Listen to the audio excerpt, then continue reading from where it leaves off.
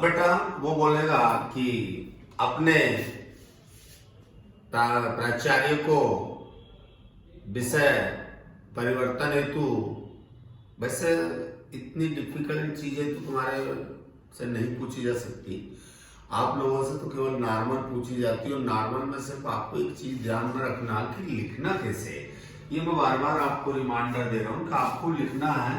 यदि कोई बच्चा है, यदि 6th-7th का बच्चा है तो वो भी लिख सकता है सेवा में श्रीमान प्राचार्य, या वो लिख सकता है कि सेवा में श्रीमान प्रधान अध्यापक महोदय। तो 10वीं और 9th के बच्चे को नहीं लिखना सेवा में श्रीमान प्रधान अध्यापक महोदय। अधिकतर बच्चे वो ही लिखते जो 6th-7th में पढ़ते, मैडम बोलती 6th-7th वाले लिख दो, ऐसा नहीं। उसको बहुत सारी चीजें जो होती है वो आपको समझना है। तो आपको क्या करना है, अब वो फीस माफ वाली बात मैंने आपको बता दी। अब वो बोल रहा है कि अपने प्राचार्य को एक प्रार्थना पत्र लिखिए जिसमें आपकी स्कूल की टीसी मीन्स स्थानांतरण प्रमाण पत्र हेतु। तो लिखेंगे सेवा में श्रीमान प्राचार्य महोदय, यहां लिख दो स्कूल का नाम जो भी है, यहां लिख दो इंदौर। जैसा वो पेपर में लिखेगा वैसा ध्यान देना। उसने लिखा था कि आपका कक्षा 10th आप नीलेश वर्मा कक्षा 10th नंदन नगर हायर सेकेंडरी स्कूल जबलपुर में पढ़ते हो, अपने प्राचार्य को टीसी हेतु एक आवेदन पत्र लिखिए। तो यहाँ आपको ध्यान देना पड़ेगा कि अपन को लिखना है, यहाँ इंदौर नहीं लिखना, जबलपुर बोला तो यहाँ लिखना सेवा में श्रीमान प्राचार्य महोदय शासकीय उच्चतर माध्यमिक विद्यालय नंदन नगर, क्या बोल रहे थे वो, बोल रहे थे जबलपुर। तो यहाँ लिखना जबलपुर, यहाँ ध्यान देना, ठीक है ना। पेपर में जैसा लिखा, यदि उसने ऐसा कुछ नहीं लिखा, स्कूल का नाम नहीं लिखा, आपका नाम नहीं लिखा, तो कुछ भी लिख देना।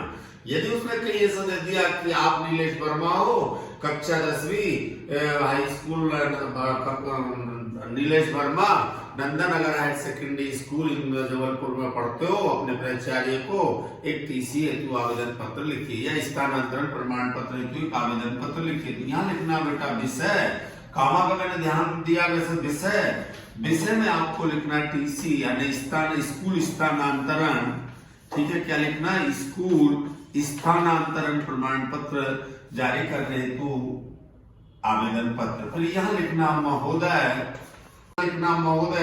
सेवा में निवेदन है कि मैं छात्र नीलेश वर्मा ने आपके स्कूल से हाई स्कूल की अब वो अच्छा वो बोल रहा था कि टीसी, महोदय सेवा में निवेदन है कि मैं छात्र नीलेश वर्मा आपके विद्यालय कक्षा 10वीं में अध्ययनरत हूँ और मेरे पिताजी का स्थानांतरण जबलपुर से, यह ध्यान देना कहां से, जबलपुर के प्राचार्य को लिख रहे हैं, इसलिए लिखना जबलपुर से भोपाल हो जाने के कारण अब मैं विद्यालय में नियमित अध्ययन नहीं कर सकता हूं, क्योंकि मेरा परिवार जबलपुर में भोपाल में निवास हेतु निवास करेगा, या मेरा परिवार भोपाल में ही इतना कठिन नहीं लिख पाओ निवास करेगा। तो आपसे निवेदन है कि मेरे स्कूल स्थानांतरण प्रमाण पत्र और चलित प्रमाण पत्र देने की कृपा करें।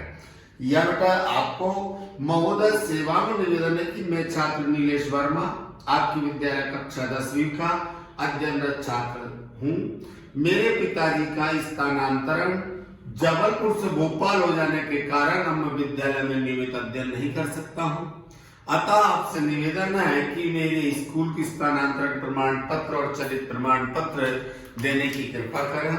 मेरे द्वारा स्कूल का संपूर्ण शुल्क जमा कर दिया गया है, एक बात ये लिख देना। और इसके बाद प्रार्थी लिख देना, हस्ताक्षर लिख देना। उधर यहाँ लिखेंगे आपका आज्ञाकारी, यहाँ लिखेंगे आपका आज्ञाकारी छात्र, नाम तो उन्होंने लिखा ही था, लिख देना नीलेश वर्मा, कक्षा और यहां लिख देंगे वर्ग, ठीक है। और पालक के हस्ताक्षर,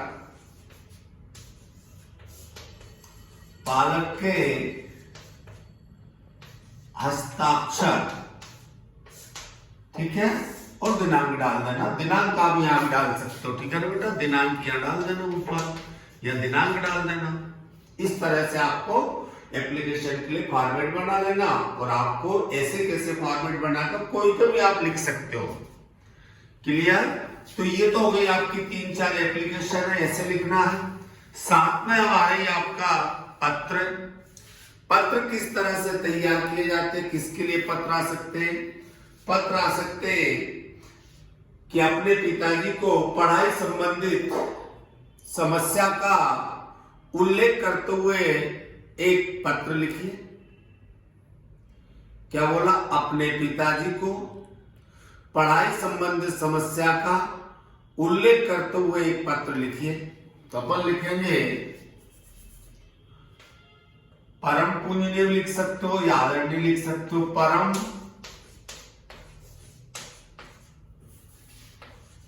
पूजनीय पिताजी सादर चरण स्पर्श। फिर लिखना आपको आगे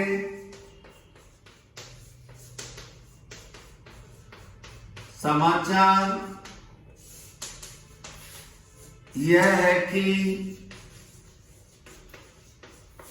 मैं यहां पर ईश्वर और आपकी कृपा से सकुशल से हूं और मैं सदा ईश्वर से आपकी कुशलता की कामना करता हूं। पिताजी, मुझे कल ही आपका दया का पत्र प्राप्त हुआ जिसमें आपने मेरी पढ़ाई की चिंता व्यक्त की है। अब आप चिंता करने की आवश्यकता नहीं है। पिताजी, मैं पूर्ण रूप से ठीक हो गया हूं। अब यहां आपको ये बोलना पड़ेगा, ठीक होने को आपको क्या थी, तो अपन को ये बोलना पड़ेगा बेटा कि पिताजी अब मेरा स्वास्थ्य पूर्ण रूप से ठीक हो चुका है। मैं नियमित रूप से विद्यालय भी जाने लगा हूं और मुझे गणित और विज्ञान विषय में कुछ समस्याएं आ रही थी। इसके लिए मुझे मेरे क्लास टीचर ने, क्लास अध्यापक ने समय देकर या मुझे ओवर समय देकर मेरे कार्य में उन्होंने मदद कर दी है और मैं अब पूर्ण रूप से अध्ययन कर रहा हूं। मुझे आशा ही नहीं बल्कि पूर्ण विश्वास है कि मैं पिछले वर्ष की तुलना में इस वर्ष भी अधिक अंकों से उत्तीर्ण हुआ, क्योंकि वहां ये लिखा था कि अपने पिताजी को पढ़ाई संबंधित समस्या आपको ये आई थी कि आपका स्वास्थ्य पिछले 1 महीने से ठीक नहीं था, इसलिए आप स्कूल नहीं जा रहे थे। तो जो समस्या आ रही थी वो आपने ऐसे सॉल्व कर ली कि आपके टीचर ने आपको मदद कर दी। या बेटा ऐसा लिख सकते हो कि मेरे क्लास मेरे दोस्त जो भी नाम लिखना के द्वारा मेरी समस्या जो मुझे आ रही थी विज्ञान और गणित विषय में, वो हमने आपस में मिलकर उसे सॉल्व कर ली है, या समस्या का निदान कर लिया है। आप चिंता मत करना। फिर लिखेंगे मैं मम्मी को मेरा चरण स्पर्श और छोटों को प्यार कहना, आपका आज्ञाकारी पुत्र, अपना वो लिख देना। एड्रेस, स्कूल पता, जहां आप रह रहे हो, ठीक है। क्या मैं बोर्ड पर लिखूंगा? तो बेटा कितनी लिखूंगा मैंने आपको बेटर बता दिया कि किस तरीके से लिखना। प्रश्न को पढ़ना है जिन्होंने क्या पूछा। अब वो बोल रहा अपने पिताजी को एक पत्र लिखिए जिसमें आपको 200 रुपए की आवश्यकता है। स्कूल फीस या पुस्तक खरीदने के लिए 200 रुपए की आवश्यकता। तो अपन वो को लिखेंगे परम पूजनीय पिताजी सादर चरण स्पर्श। मैं यहाँ कैसे लिखोगे, मैंने आपको बोला था, थोड़ा लिखने में ध्यान देना। मैं यहाँ ऐसे लिखना, मैं यहाँ पर एक दो बार स्कूल में घर पर लिख कर देखना, मैं यहाँ पर सकुशल से हूँ और मैं ईश्वर से आपकी कुशलता की कामना करता हूँ, ठीक है। इसके बाद लिखना कि पिताजी मेरी परीक्षा बहुत पास आ गई है और मैंने परीक्षा की पूर्ण तैयारी कर ली है, परंतु मुझे कुछ गणित या मुझे कुछ किताबें या परीक्षा सामग्री खरीदना है, इसीलिए मुझे मनी ऑर्डर के द्वारा 200 रुपये भेजने की कृपा करें। मुझे आशा ही नहीं बल्कि पूर्ण विश्वास है कि मैं इस वर्ष भी अधिक अंकों से उत्तीर्ण हो जाऊंगा। मम्मी को मेरा चरण स्पर्श कहना, छोटों को मेरा प्यार, आपका आज्ञाकारी पुत्र हुई कहो। बस यहाँ वो प्रश्न हो गया था समस्या। अब कभी कभी क्या होता है, लाउड स्पीकर के लिए या नगर निगम को आपके मोहल्ले में चोरी की घटनाएं हो रही है, उस पर भी आपसे पूछा जा सकता है। 6, 7, 8 के बच्चों से तो इस तरह के प्रश्न नहीं पूछे जाते।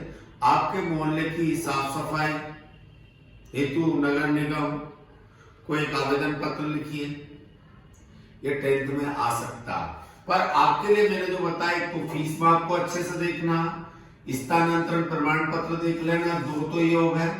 अब अपने मित्र को, एक तो ये आपकी अंक सूची वाला भी बहुत मोस्ट एप्लीकेशन है, 3 एप्लीकेशन ये देख लेना बेटा। एक लेटर अपने पिताजी के लिए, अब एक लेटर अच्छे से तरह समझ लो अपने मित्र के लिए। अब मित्र के लिए लेटर को समझना पड़ेगा। वो प्रश्न देखो, प्रश्न वो क्या बोल रहा, वो ये बोल रहा कि अपने मित्र को हाई स्कूल की परीक्षा में उत्तीर्ण होने पर एक बधाई पत्र लिखिए, या वो बोल रहा अपने मित्र को एक बधाई पत्र लिखिए। तो यहाँ मित्र को बधाई पत्र के लिए वो ये नहीं बोल रहा कि परीक्षा में उत्तीर्ण होने पर लिखना या जन्मदिन पार्टी पे लिखना। अब यहाँ वो बोल रहा है कि अपने मित्र को एक जन्मदिन, अपने मित्र के हाई स्कूल की परीक्षा में उत्तीर्ण होने पर अपने मित्र को एक पत्र लिखे। तो अपन लिखेंगे, प्रिय मित्र राकेश सागर, यहां से लिखना है, सागर नमस्ते,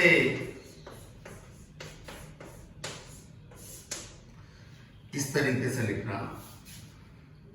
मैं फिर वो कहूं, मैं यहां पर सकुशल से हूं और मैं ईश्वर से आपकी कुशलता की कामना करता हूं। मुझे आज ही ज्ञात हुआ है कि आपके हाई स्कूल परीक्षा के परीक्षा परिणाम घोषित हो गए हैं और मैंने आपका रोल नंबर न्यूज़पेपर या ऑनलाइन लिख देना, ऑनलाइन पर देखा, जो कि आप प्रथम श्रेणी से उत्तीर्ण हुए हो। मैं ईश्वर से सदा आपकी इसी प्रकार की सफलताओं की कामना करता हूं और मैं साथ साथ आपको एक छोटा सा उपहार और एक बधाई पत्र भेज रहा हूं, इसे शायद पूर्ण स्वीकार करना।